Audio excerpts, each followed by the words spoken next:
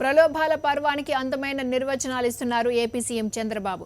విపరీతమైన అభద్రతా భావంతో పక్క పార్టీ ఎమ్మెల్యేలు ఫిరాయించేలా డబ్బు పదవులను వెదజల్లుతున్న సీఎం చంద్రబాబు తన చర్యలను సమర్థించుకుంటున్నారు. అభివృద్ధి కోసం పక్క పార్టీ నేతలు తమ పార్టీలో చేరినా తప్పులేదంటూ చెప్పుకొచ్చారు.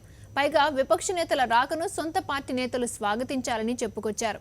విజయవాడలో ప్రెస్ మీట్ పెట్టిన బాబు తన మనసులో మాటను చెప్పకుండానే చెప్పుకొచ్చారు.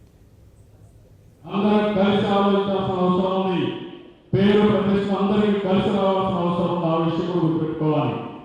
ఎవరెవరి పరిధిలో వాళ్ళు పనిచేస్తే మనం అనుకున్న లక్ష్యాన్ని నెరవేర్చగలుగుతాం. అందుకే నేను మళ్ళీ కోరుతున్నా, ఎవరు కూడా ఎగో ప్రాబ్లమ్స్ పోవద్దండి. వీరందరూ అందరినీ కలుపుకోకండి. ఎవరి పరిధిలో వాళ్ళు కలుపుకొని తప్పులు కానీ మంచిగా ఉంటే ఎక్కడికెక్కడ చెప్పండి, ఎక్కడికెక్కడ కోఆర్డినేట్ చేయండి. అప్పుడే సాధ్యమవుతుంది. అది చేయాల్సిందిగా మరొకసారి కోరుకుంటూ ఈ కార్యక్రమం మనం డిఫరెంట్గా రన్ చేయాలనుకుంటున్నాం.